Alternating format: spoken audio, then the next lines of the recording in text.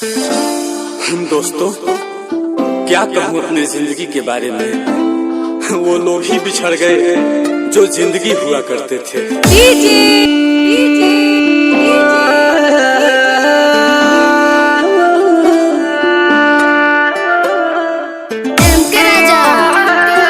RK राजा, RK राजा। जब डोली उठेगी मेरे यार की, जब डोली उठेगी मेरे यार की, वो संभल जाएगी मैं बिखर जाऊंगा। जब डोली उठेगी मेरे यार की, जब डोली उठेगी मेरे यार की, वो संभल जाएगी मैं बिखर जाऊंगा। आएगी जब बारात मेरे यार की, आएगी जब बारात मेरे प्यार की, ये तो सच है कि उस दिन ही मर जाऊंगा।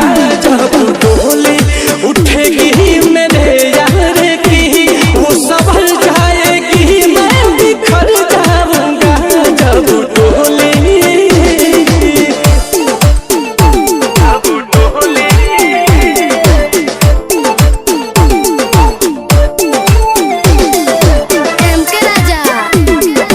आरके राजा,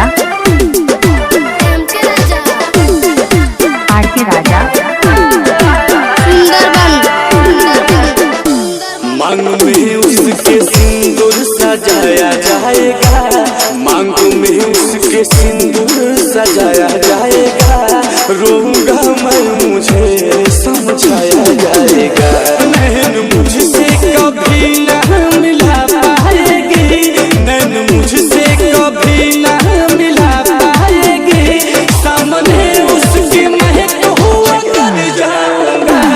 जब डोली उठेगी मेरे यार की, वो संभल जाएगी मैं बिखर जाऊंगा।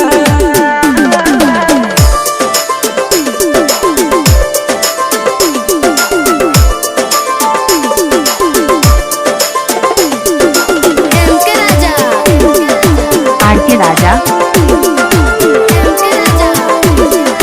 आरके राजा। सात फेरों में साथ मेरा छूट जाएगा, सात फेरों में साथ मेरा छूट जाएगा। उसकी दुनिया बसेगी मेरा लूट जाएगा। दिल जो पत्थर हो जाएगा दिलदार का, दिल जो पत्थर हो जाएगा दिलदार का, मैं तो मर के भी हद से गुजर जाऊंगा।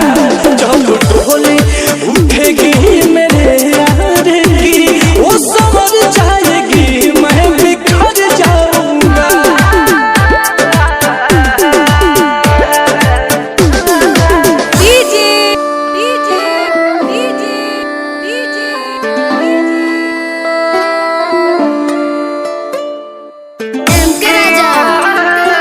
आरके राजा, आरके राजा।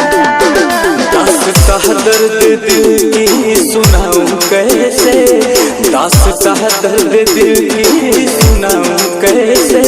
ऐसे मोड़ पे खड़ा हूँ बताऊं कैसे। साथ यह तुम बिहारी अब छूट जाएगा, साथ यह तुम